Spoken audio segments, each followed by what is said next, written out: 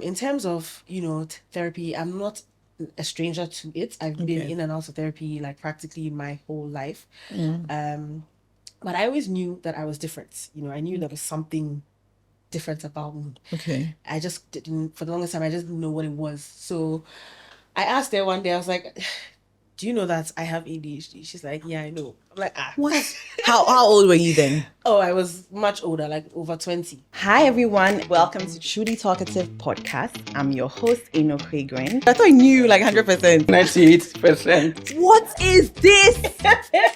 There's a reason for everything, but there's not a justification for everything. Let me start going where I'm coming from. That day is like I'm playing and then they come here. Come here. Yes, you.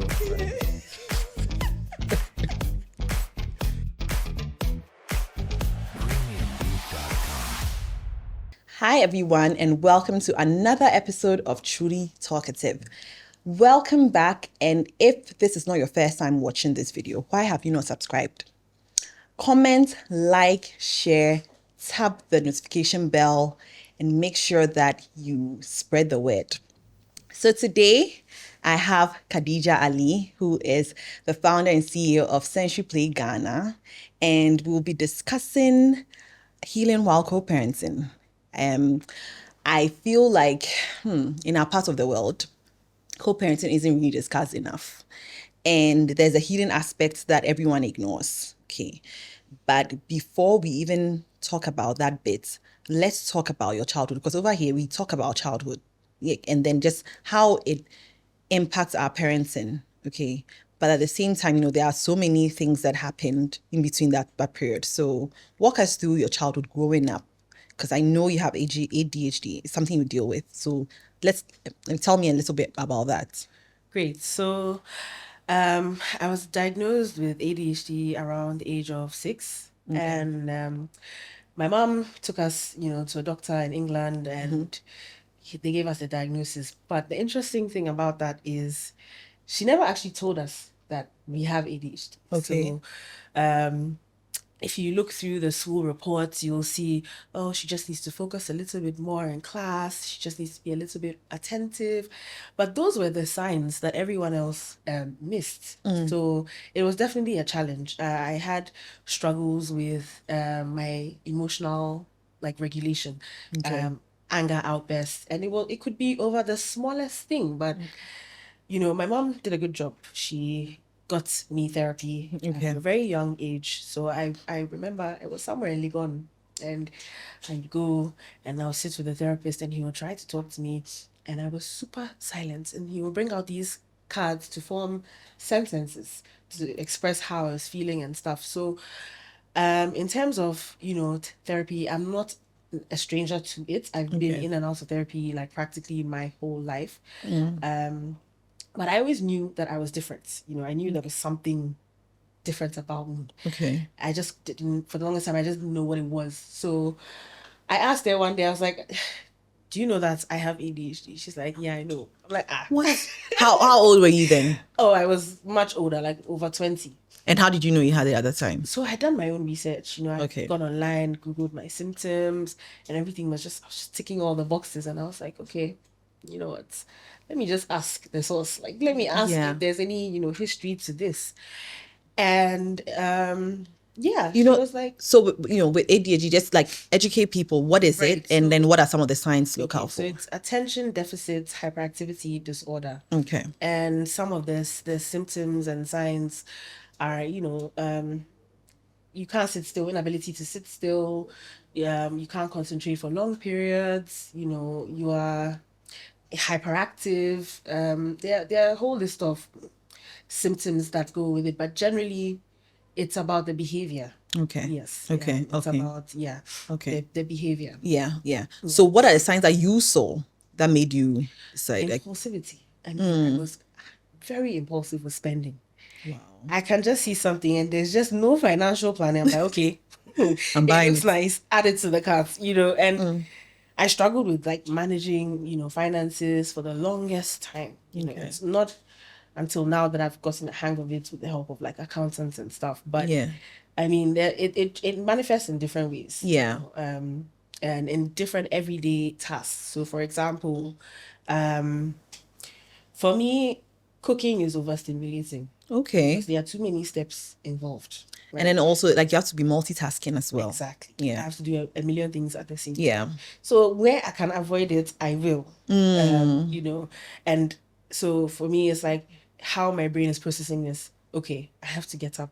I have to stand. I have to open the kitchen door. I have to get the knife out. To get the chopping board out. I have to get the onions out. I have to slice the onion. Like You it's think literally about all the those steps. and then I get overwhelmed by the process. Wow. And then sometimes I'll just decide, okay, you know what, I'm going to order out.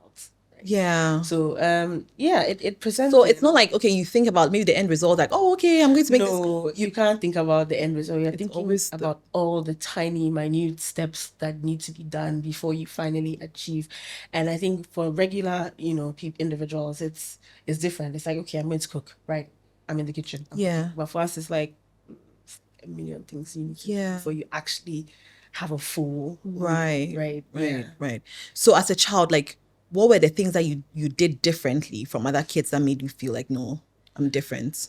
So for me, I had to be taught how to learn because and that was an interesting one. So for example, my friends always used to like laugh at me because I was always writing with different colors.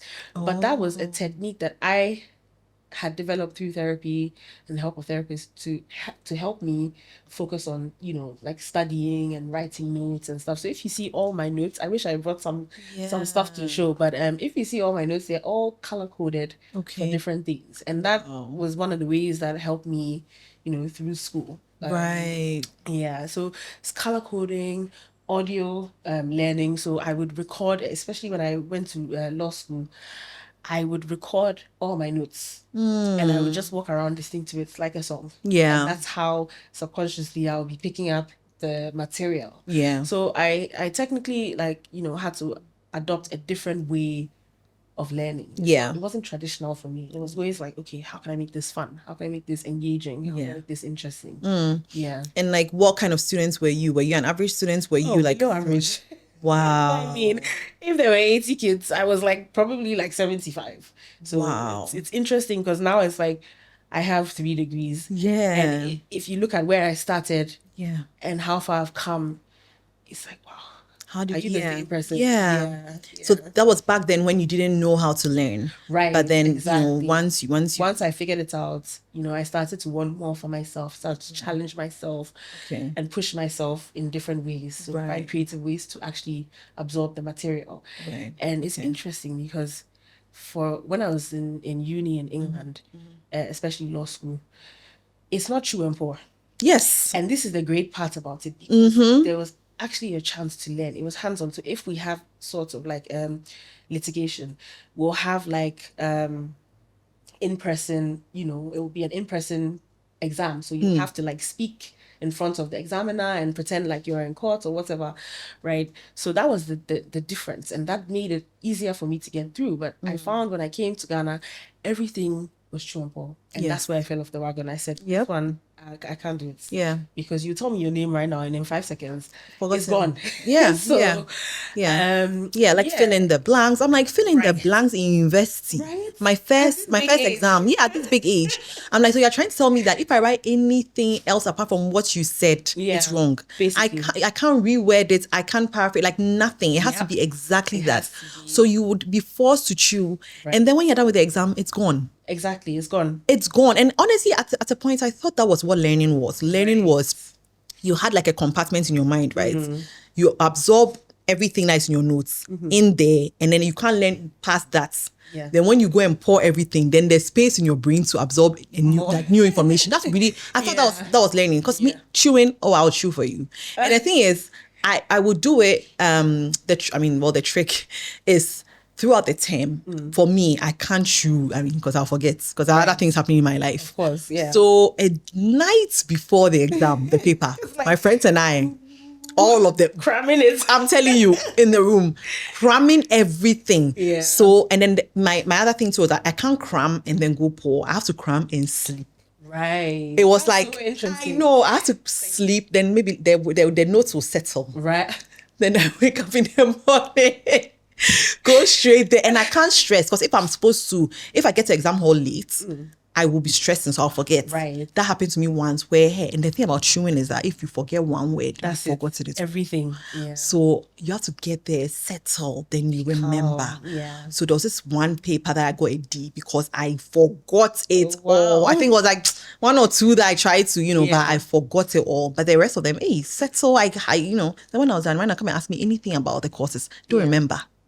So it's really such a pity. Yeah. So now, going back to your conversation with your mom, right? When your mom broke it to you that, oh, you actually have ADHD, what was your response? And like, At first I was like, but why would you keep this from me? right. But then, as I sat with it for a while, I realized that it made a lot of sense, because if she had told me, that would have been an excuse to limit my potential. I would have said, oh, well, I have ADHD, so I can't do this. I wouldn't have challenged myself. And I'm actually very grateful that I didn't label myself as such. I found ways to figure out, to hack life for myself, right?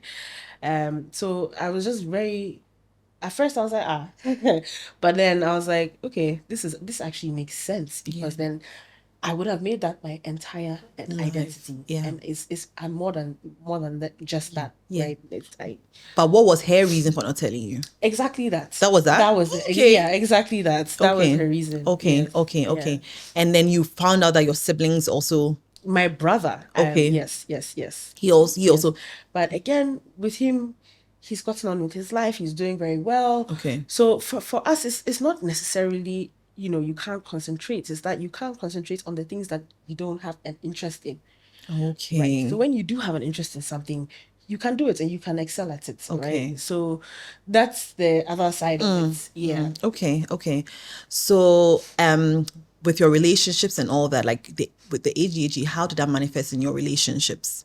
That's an interesting one. But how do I explain it? I was emotional, right? And there was a lot of, until I started going to therapy as an adult, there was a lot of negative self-talk. Okay. So internally, my monologue was just, I don't deserve this. I mean, I can't. I will always shoot below the bar, because that's the standard that I felt that I deserved, right? Okay. But it was because of how I was speaking to myself. Okay. So as an adult, I started going for therapy, and I realized my potential. I realized all the things that I can do with my life if I just start talking to myself with the right, voice. And I think that's the thing, because you go into school and it's a set standard for everyone. Yeah. There's no room for the creatives, the ones that, the footballers. There's no room for other people, right? So you go in there, you think, okay, since I can't do this, there must be something wrong with me. Right. You come, you get your report cards, you're looking at it, you're, almost in the last brackets, in the last, category, whatever it is. And you're just like, I'm not doing enough. Yeah. I'm not as good as my peers. And so that stays with you, especially, I remember, especially when it was time to apply for university. That's when I felt the pressure. I was like, oh, I'm not going to get into a university. I'm never going to get into a university. Wow. But that is internal until I tell you, like, you're not going to know that this is the challenge. So it affects your overall, how you see yourself. Yeah. Your self-worth. Yeah. And it's interesting tough. that you said that. Like, I remember my first report card, class 1. I didn't even know what a report card was because I was a child. Right. So I remember it coming home, my parents opening it, and my dad bursting out into laughter. And then I was like, what? And then they were like, so the class, first of all, the class was a large class. We were 45. Wow, that's large. We were 45 in the class 1. I was 44th. I will never forget it. When my dad, when they laughed, me myself, I was like, what does 44th mean? I didn't even know. I was like, what does it even mean? All I remember from class 1 was that I was a very slow writer. Right. And the teacher would write on the board. And then the slow writers, when it's time for school pickup, those who are done writing can leave. Those who haven't finished writing, you have to get up and come in. The board had this I don't know if I call it like it was like a platform Okay. where you could pull your book and then write. And then when you're right, like the board is here and you're like, writing. And I'm writing like believe I'm saying like an apple, I'm writing really like slowly. Yeah. So like just being slow. Yeah. And also, of course, talking a lot. So you're talking a lot, but you're slow. Yeah. So it was like after that, I kind of understood, okay, so there are positions. Okay, I'm a slow writer. Maybe I'm supposed to write faster. Right. Things like stop, like Nini said, I was always talking. So I mean, and here I am today talking again. But, the talking and all that, I realized, okay, I had to kind of minimize a bit so that I can concentrate in class and all that. Right. And my dad, I grew up in academia. Okay. So my parents. So my dad being like, all about like, academics, it meant a lot to him, but I was happy that he laughed. That was his first reaction. Yeah. But I knew that he wasn't going to be laughing later.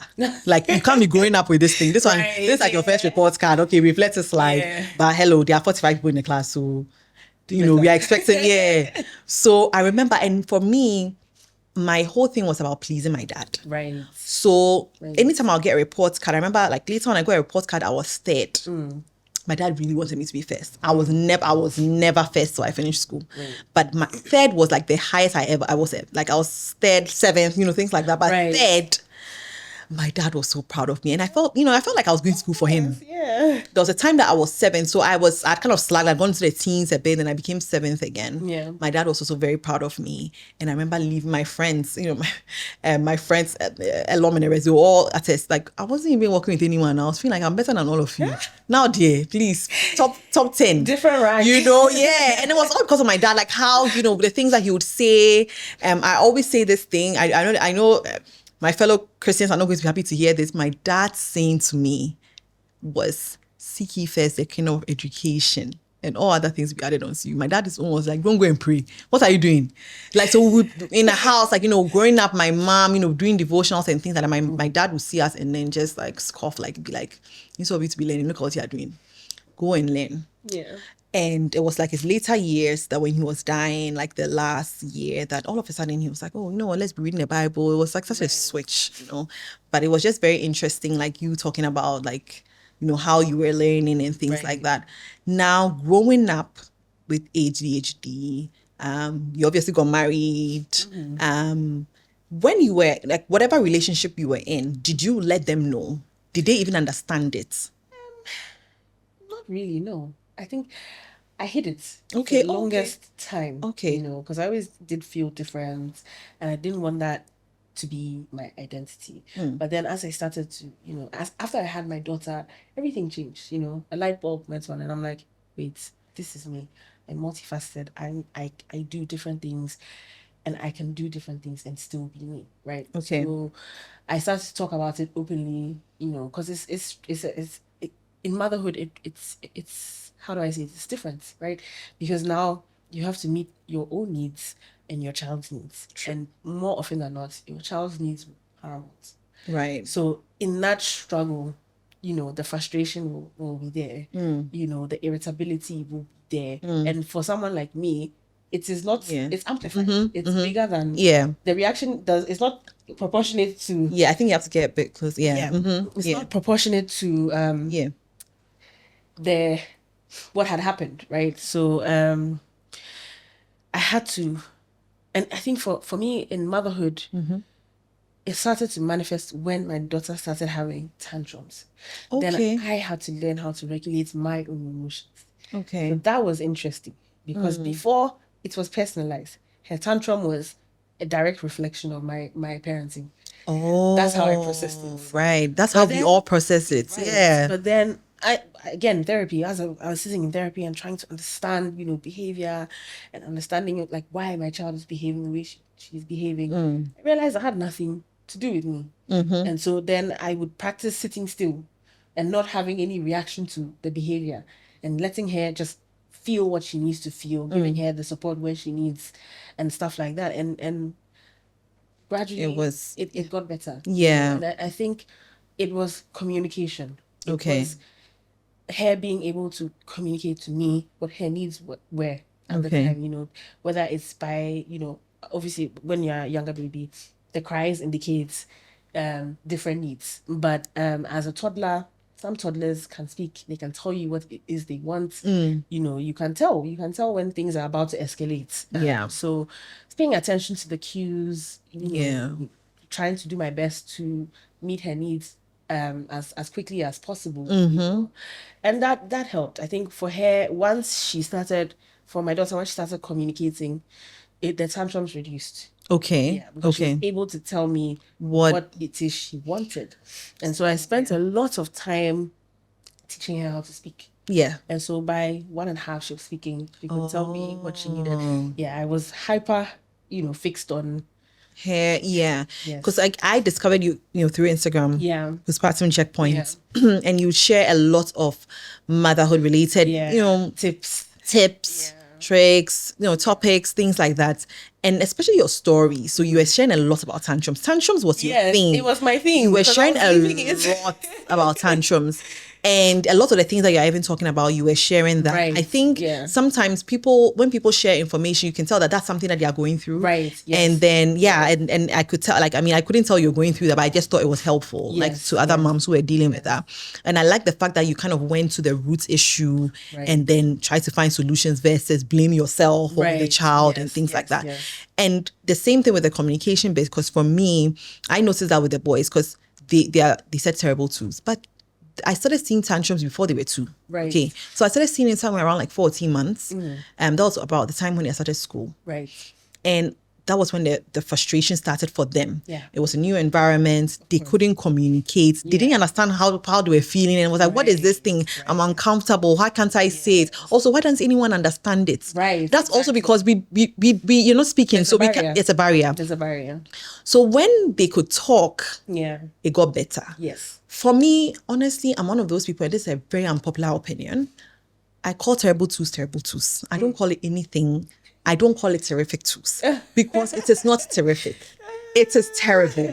It is terrible for them and it's terrible for us. Yeah. So why do we have to call it anything else? Look, recently, I think I was talking to my husband. I was telling him that why is the churches called tag of war, tag of peace? The thing is tag of war. Like, I don't know why people they'll be naming the thing something cute. And I'm like, if the thing is bad, just say it as it is. Like, if you call it terrific twos and it's not terrific, then it's shocking for the mom and then the child and everything. It is terrible. Yeah. So you find ways like, okay, how do we, I feel like there was a reason why it was called that. Yeah. Now with your daughter, does she have ADHD? No. She doesn't have it. Okay. And I'm guessing, my daughter notices the smallest detail in the day. It's actually quite scary. Wow. Because she's so attentive. The other day I got her some shoes and she was like, Mommy, these are the same shoes as Amari's shoes. I'm like, yeah. So that's not something you noticed? That I didn't even notice. Okay. And then I saw him wearing it again and I was like, oh wow. She notices the smallest details, change in details in the day and everything. So yeah, I'm not seeing any signs. Yeah. Okay. So you don't notice details at all. It's like, just see past. Yeah. Just see past. Wow. It, wow, yeah. Wow. Okay.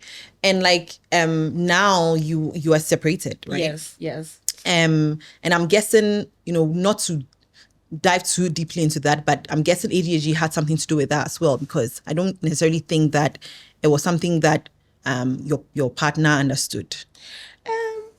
Yeah, I don't think that he understood it to the full extent. I think for him, he probably thought it was an excuse for things that I was doing. But for me, it was a cry for help because in the postpartum space, everything is different. You have to kind of like figure out a new way of living, a new way of existing, a new identity. You're just stripped apart from everything that you know, and now it's like, okay, here's a brand new baby. There are no instructions. Here you go. Figure it out. And I'm like, especially since like I didn't plan the pregnancy. It was also a surprise, right? So let me just give you some context. Okay. So I got pregnant and then I got married. Okay. So again, it's no surprise that we are here because we didn't actually take the time to get to know each other. Right. And I mean, in some situations it does work out, but for the most part, it's not surprising. because then as you evolve, you realize your needs are different. You have different trajectories in terms of life. You have different outcomes in terms of what you want your family to look like. True. And when all of those are not aligned, then it makes sense to, find, to step off and figure it out. That's true. So That's true. I think, Was there like maybe a family pressure to get married, or you guys decided to? no, the pressure was internal. Okay. Because for me, I was like, I've let my family down. I don't want to get married. I don't want to have a baby out of wedlock because it's embarrassing.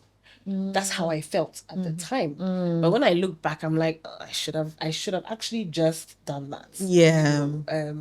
But again, it was the mindset. It was where I was at in my journey and all of that. And I feel like, I felt the societal pressure.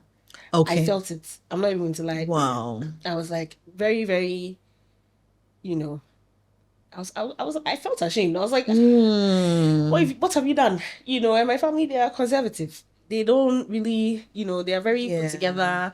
They keep things to themselves. Everything is, it's family. It's just family. It's locked in, right? So it was definitely a lot. I felt a lot of emotions at that time, and so I went into it just I didn't do it for myself. Right. I went into it and I said, okay, this is a sacrifice.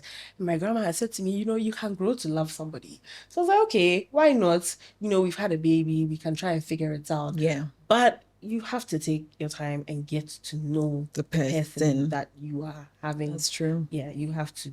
There's no easy way around it. There's no shortcuts. You have to do your due diligence. Yeah. Yeah. But I've also noticed that even in a marriage, right? Yeah.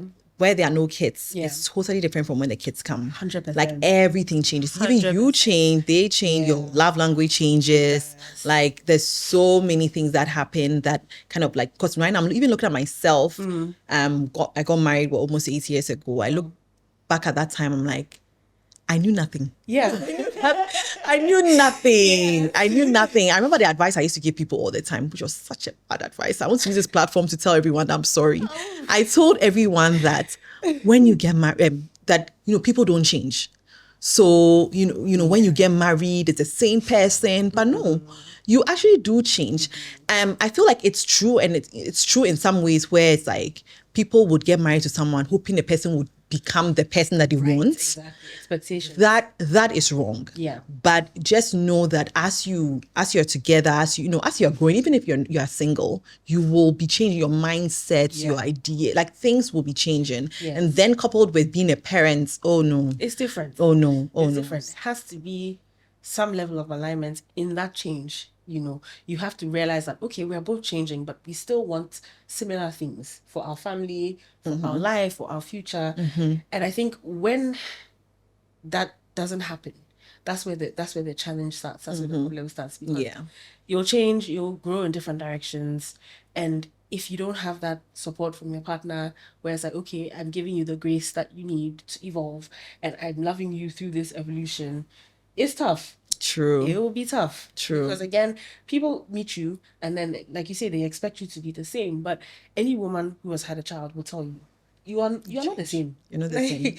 You are forever changed. Forever changed. Like, so that in itself It's true. is one of the biggest changes that I experienced. And I did go through like postpartum depression for a significant amount of time, right? So, Okay. and I lost myself. I went through the whole motion of not knowing what I was doing, doubting myself in parenting, just so many different things. Then losing my sense of identity, because before I had a baby, I was size 10, and now I'm like a size 16, and it's like, who is this person? Who is this person? Please, I don't understand. Yeah. Like, what's happening? I don't get it. It doesn't make sense, like, and so like coming to terms with who you are now, it's tough. Yeah. And lots of people don't like to talk about it, but it's tough. People are in the snapback culture, but some of us, we do not snap back. And that's fine too. Yeah. But it takes a certain level of growth to realize and accept that I'm lovable the way I am.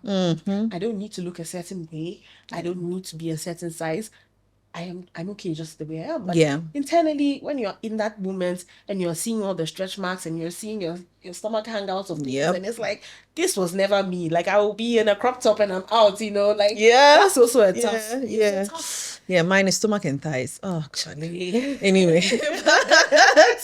Is that why you started postpartum checkpoints? it is actually Okay. because Okay. I felt so isolated, right? And I just felt like I cannot be the only one out here that's going through this. Right. So I just started sharing my story, building a community of women who can just talk to each other. We can share ideas, we can talk about parenting, talk about the difficulties with parenting, just small things. Yeah. And it was great. Yeah. I started it, and then I fell off the wagon with sensory play, and now that's my new baby. But I need to find a way to Mesh balance. or Yes. the two. Yeah. But we'll come to sensory play soon. Sure. Now in terms of, now you're a single mom. Yes. Okay. What is that experience like? It's brutal. I'm not even going to lie. Wow. It's like the first time, we were on our own when we had first moved into the new space. It was challenging. My daughter woke up one night and she was screaming for her dad, and I was like, oh no. my God, what have I done? But then also I realized that, she'll be okay.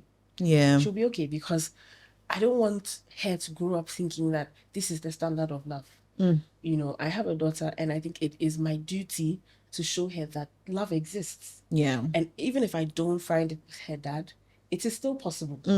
So for me, I want to create a healthy dynamic, a healthy family dynamic for her. Yeah. I don't want to rob her of the chance of experiencing the goodness of life, the goodness of God's love, and it sometimes it can come through people, by the way they treat you, by the love they have for you. It is because they know that there's something bigger than themselves. They're here to serve, right? So when you're not experiencing that level of love in your marriage, the two of you have gone separate ways. It shows. Your kids can see that their parents don't talk. They don't sit together to have a meal. True. Their one parent is in, one parent is out. Like there's no harmony. True. And True. in as much as we feel like, oh, it's okay, you can just live together and X, Y, and Z, the damage that you will do in the long run is more than if you just walk away. Yeah. In the interim, in the beginning, it's tough. Yeah. Because it's like you're there, you're by yourself, you're like wondering what is next, if you're able to do everything by yourself. And it's heartbreaking. Yeah. It's because you have to mourn, the life that you thought you would create. You have to now come back to reality and realize, okay, right, this is not working out. Yeah. What do I do? How do I be proactive? And me, I don't like long things. Like, if it's not working, it's not working. Do you understand?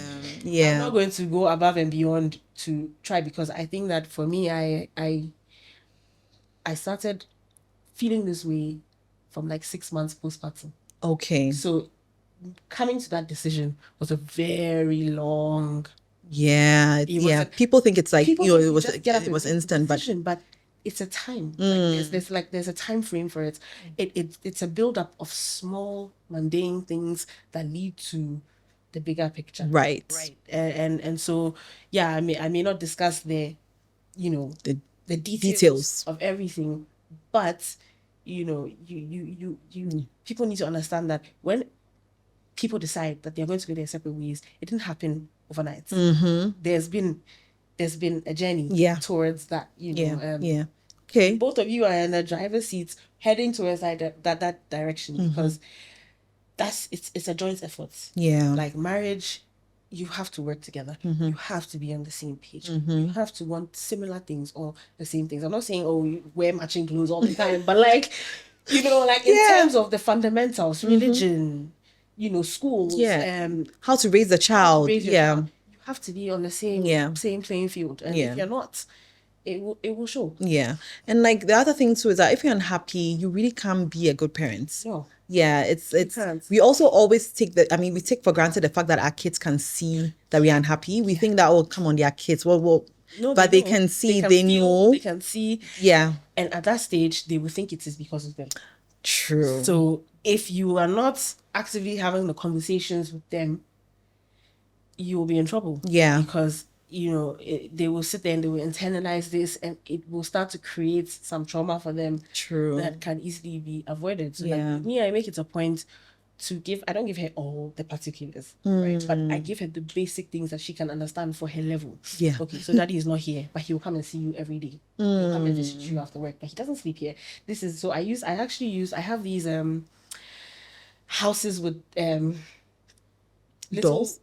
people in the houses. Okay. Learning resources. Okay. And so they're color coded, different colors. And so I took them and used them to describe to her the living situation. Oh. So I said, Mommy's house is the red one, Daddy's house is the blue one. Mommy and Skylar live here, Daddy lives here. Sometimes he'll come here. It's like just basic, basic stuff. It was tough.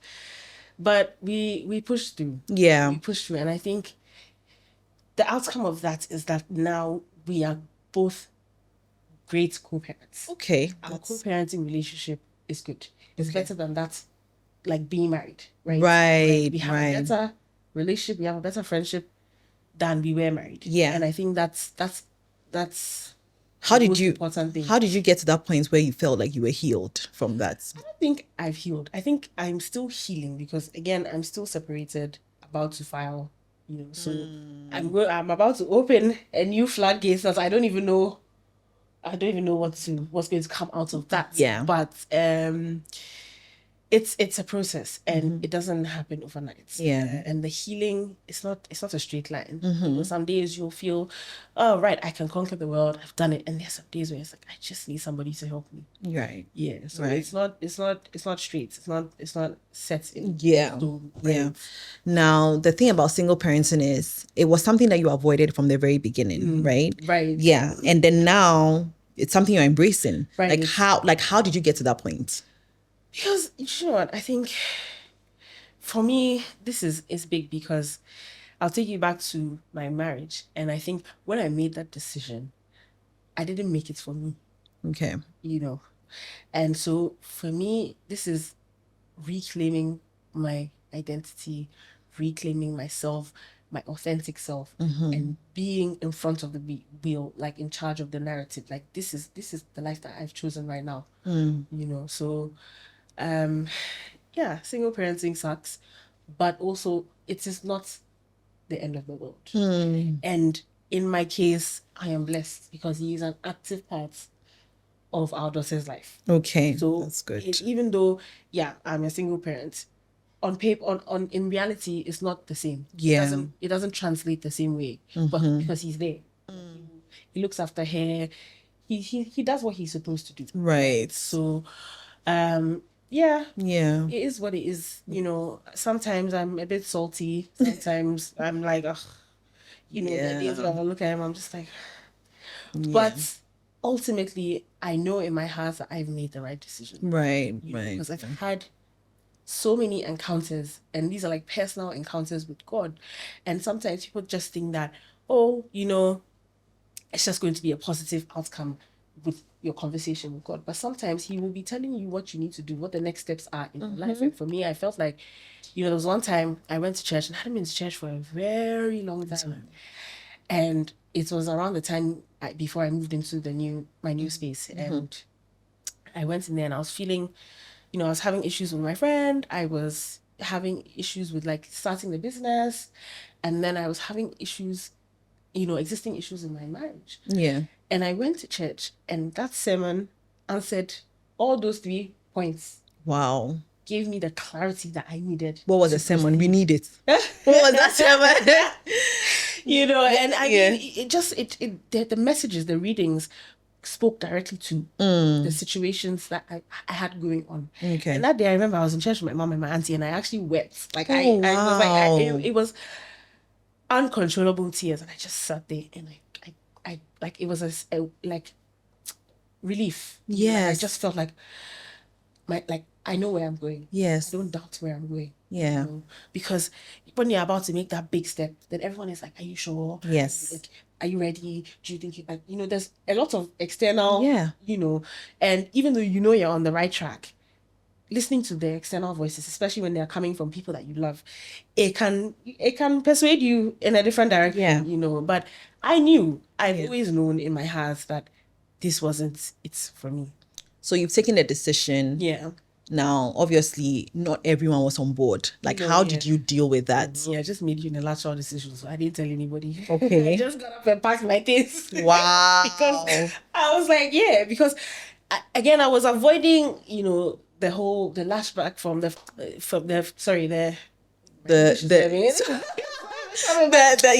I know what you meant. But I know what you but I didn't want that conversation. I just want, don't ask for permission, ask for forgiveness. That was the mindset. So I was like, okay, I'm gonna do what I need to do. Yeah. And then everything else will, and that's the thing, because backlash. That was it. Thank you. I was still trying to remember the word. Yeah. So I just, did what I had to do, got in there, and I was in survival mode. Okay. And I've been in that mode for the longest time, because you get into that space and you're on your own, and you have to operate from a masculine energy point of view. Okay. Because like now it's like, I'm a provider. Right. I'm looking after my kids. I'm bringing money in. I'm looking after my household. I'm like micromanaging all these people. There's no space to be feminine. There's no space to get into that energy where it's like, oh, I can relax. Things are being taken care of. Because when the lights goes off, it's you. Yeah. If the generator needs oil, it's you. Yeah. Or whatever, so these everyday things, it's like you just have to get into problem solution mode. And you're always constantly like thinking, okay, there's a problem I need to solve. There's a problem I need to solve. Whereas if you were with a man who was meeting all your needs and whatnot, you would be able to sit back and nurturing elements, and so naturally it has its downsides. And I think every single mom who is going through it by herself will tell you that's the energy that they're operating in. That is what is required for survival. Finding that balance is hard, because at the end of the day, your child still needs to eat when they wake up. They need to eat 3 meals a day. The lights still need to be in the house. They still need to be taken to school. Like everything, like nothing is changing in the routine. The routine is the routine, right? So that's the thing. That's the challenge. I feel it's not a conversation that we have openly, because a lot of the pressure has been put on women to be married, and that seems to be the lifetime achievement of a woman. It's like, you have all these things, but are you married? Like, true. So when you essentially find your way out, you're not celebrated as though you were going in. Right? No. And I think that it should be the same. If you're coming out of an abusive marriage, you should be hailed for coming out, having the courage to find your way out of that, right? Not being silenced. Exactly. Right? And I think that's a lot of that happens in this culture. I mean, I'm glad that you brought that up, like talking about like single parents. And do you think that you found a community here? No, I haven't. And I remember I when I was in the peak of it, I asked one of the WhatsApp groups that I'm on, I said to them, does anyone have or know a support group for single moms? And no one responded. No one. Wow. No one. But I was broken. Like something in me was like, I need help. And like I've gotten to that stage in my life where I'm not ashamed to ask for help. Like if I need help, I will find where I can get the help from. Yes. Right? So I did that, and the outcome was like, wow, not even a single person reached out. And I said, well, on that note, it looks like I'll have to start that myself. You have to. And like I was saying, like I feel like it tells me everything I need to know, because we are still in a society where these things are still very stigmatized. I remember talking to a single mom once where she said she struggled to enroll her child in a particular school that she wanted to enroll him in, because when she got there, she realized that the principal was looking on her ring finger to see if she was married. Oh, how? So I asked, what does that have to do with anything? She said, because a lot of times they believe that single mothers don't have enough money to support, like, I mean, if it comes to the fees and things like that. So if you are married, the dad will provide. So, so she said she was so bent on enrolling her son in that school that she, if I remember correctly, I think she had got a friend of hers to act like he was her husband or something like that. Like, yeah, but then now I'm thinking about it. What is the correlation? Yeah. What's the correlation? Because if I've come here, surely I've done my research. And I can afford it. I can afford it. So, So that was like, these are some of the things that, some of these women were talking about. And I was like, you know what? Actually, it's true. And I've also noticed that the single moms who don't have, you see, there are different phases that you go through, right? Yeah. Where it's like, okay, you're blaming yourself. Yes. Then, maybe you're in denial, maybe, or maybe your anger and like, the grieving process. I'm loving this. Is Yeah. Yeah. And some of them, people are in different phases, but then some of them are at a phase where it's like, I remember a friend of mine, she had to leave her marriage, and she was like, she was worried she wouldn't find anyone. And she was like, guess what? There are people out there who really don't care. You have a child, whatever. Right. Now she's remarried. I mean, she's gotten so a long time friend, and she's really happy and all that, And I was like, I feel like it was her mindset, and but that was also where she was at that stage. Right. You see, there are some who are still not there yet, and you can't force them. Yeah. Even when it comes to the dynamic of the marriage, like some of them are coming from abusive marriages. People will filter it through their own reality, right? And so it's not everyone that can see the good in what the decision that they've taken. Right. Some people who are just generally negative people will come out of this and choose to remain negative about the situation. Even when you can see, that your baby daddy is trying, it's still because you have that anger and that frustration towards him. You won't see beyond that. And that's limiting. It's the mindset is limiting. Like for me, right. I want to get into a space where we can just be blended as a family. Like, I'm young, I still want to get this right. I still want to get into a space where I can create the family life that I want for my child. Right. And potentially like have more kids, right? So if we do get to that space, everyone has to be mature enough to understand that right now the common priority or the common goal is the kids. It's the kids. That's kids. it. So we as adults, the onus is on us to behave ourselves. Like seriously, like you have to get it together. Yeah. Right. Yeah. And so how do you get to that space? It's by acknowledging your feelings, acknowledging that, okay, right, I'm angry right now, I'm frustrated right now. It's not going to last, it's fleeting. Everything's fleeting. So if you can get to that stage where you're honest with yourself, you're honest with your emotions, it will translate in how you interact with the other parents. Right. It will translate. Right. That's true. Because now it's like the common goal is our child. Yeah. Communication has to be effective. Right. We have to be able to find ways to talk because we are still going to parent together. Would you say you guys are friends, or you guys are We're not friends. But I think we will find our way to friendships. Okay. Friendship. Okay. Yeah. Okay. What I want to find out is, how long were you guys together before you got married? Okay. So we knew each other for about 3 years. Okay. Before I got married, and he was living in London at the time, and I Okay. was doing like my masters and whatnot. So every time I was in the country, like we would hang out and stuff. And then I came to do my masters, and then like in 1 month of talking, surprise, Wow. So You it was guys all were not very prepared. No, Yeah. we were not prepared. No. No. It happens. Yeah. It happens. I think for me, when I look back, the blessing is my daughter. Yes. Because I sit there and I think there's so many people that will kill to have what I have. Yeah. And I'm not going to take that for granted. So yeah, we have a child together, and I'm grateful for that. Yeah. But that should not be the reason why I say, okay, I'm going to stay and just be there. Even though it's going against what I'm trying to build. Right. No, but I love, like, you are such a doting mother. Like, no, you really are. I'm like, wow. I'm obsessed. You are, like, I love it. No, I love it. Like, you, like, yeah, like, I love just how intentional you are as a parent. like the again back to the tips and stuff that you share, and just like I can tell sometimes, you can be online saying whatever, but in real life maybe that might not be it, but I can Right. just tell that this is what you love. And I Yes, feel yes. that's why you probably started Sensory Play Ghana, right? It's the Yeah. whole reason why I started it, because with sensory play, we used to do this in our kitchen, like in our living room. We would pull the carpets out, put the table out, start baking together. We'll make messes like every day. We'll do sensory things together. And I was like, this is, I Yeah. like this. We can expand. We Yeah, I can like make this accessible to everyone. Everyone, yeah. And we just had, look, it was a great bonding experience for me and my daughter.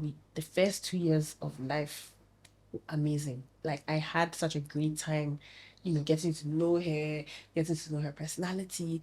And it was just as well, because when I sent her to school, she was ahead of her class. So they had to move her a year above, because she already knew the things that Her age mates her age mate didn't was know. off. Yeah. Right. So that for me, it was like, and it all came through the things that we were doing at home. So you're like, you're doing something right. Yeah. And I was very intent. Like, I love researching. I can spend hours. Look, if there's anything you want me to find, I'm like an FBI agent. I will find it. So I did that. I started researching early education. How to play with kids. That was my biggest. Because I remember coming home from hospital. I was like, I don't know any rhymes. How will I sing to myself? I don't like. I was like, serious. Like, do I have to make up songs? Like, So like I went into it, and like during the pandemic and everything. So I started researching, pregnancy, all the complications. So like I was active. Like I was very, very active in my whole journey towards becoming, like I was advocating for myself to the best of my knowledge, because I took the time to get in there, to research, understand, like if you're feeling this way, what does it mean? Like post surgery, like what does it mean? Like, so anything, I'm on top of it. Yeah. No, when you're talking about the nursery rhymes, I was like, wow. Like, because for me, like I don't have a good voice, and I hate my voice. So I'm like, I don't want to go and sing with any croaky voice and make the babies cry. Let me just do what I can do. But definitely, like motherhood can be challenging, but it's so rewarding. When I say that, I know it sounds so cliche, but it really is rewarding, because you are seeing the child grow every day. So you're like, okay, no, I'm keeping someone alive. And like, oh, they know this because of me. Okay, oh wow, like I'm seeing them, they are vocal, they are open, they can talk to me, they can come and tell mommy that thing that you did the last time, it wasn't nice. And now I know, so I mean, for me, I love parenting, but it is still challenging. But it has its, it has its ups and downs. But yeah, I wouldn't. I mean, I'm happy I'm a mom. I have to say that. Same, like I'm very, very glad I'm a mom. It for me, it saved my life. And I say this, I don't say it lightly, because back then my impulsivity was through the roof. As in, I can just wake up and decide that I just want to be somewhere, and I'm there. Like, there's just no thoughts. There's no, like, okay, is there a security? Nah, I'm just, So, like, for me, it was a chance to slow down and be grounded, to get to know myself, to get to know who I really am at the core. And I had to go through all the motions. There was no shortcuts. Like, I had to go through every single thing to get to the confidence level that I am at right now. And it was great. It was a great journey. Yeah, it was difficult. Yeah, there were tears. There were days where I just wouldn't recognize myself. But, seeing my daughter, seeing her thrive, seeing her grow, seeing her, like, it's just, it's rewarding. It is. And it sets a whole new standard for you. Yes. You start, the things that I would tolerate back then, I don't now. True. You just nip it in the bud. Because it's not like my daughter is looking up to me and she's copying everything that I do. So now I'm checking my behavior. Yeah. Now I'm proactive about the life that I want, and I'm actively building it, because I want her to see that anything that you want, you can achieve. Yeah. It's all in your mind. And when I say this, people look at me like, what are you talking about? But that it's everywhere. In the Bible, is there. The life and death is in your tongue. True. Manifestation, it preaches the same thing. Yeah. How you speak to yourself will eventually become your reality. Yeah. And so I make it a conscious effort I don't criticize my body in front of my daughter. I don't talk to her about how I'm feeling about my body in front of her, because it generally it's Yep. negative. Yep. So I'm very, very, intentional about the little things, Yeah. so that she doesn't pick this up and think that this is the way that it's supposed to be. Because at the end of the day, we are all made differently. Yeah. We're all made beautifully. Everyone is unique, and Yeah. everyone has something to offer. Yeah. You just have to find your purpose. And Okay. once you do, everything will align in your life. And I think that's where I'm at. Okay. I'm very grateful that I've been able to find my true purpose, which is sensory play, Yeah. and motherhood. And Yeah. it's different. It's great. And I'm I'm operating very- from grace. I'm very happy I Yeah. met you. I'm very happy I Oh. met you. Thank you so much for coming. Thank you. I really enjoyed this Thank you. conversation.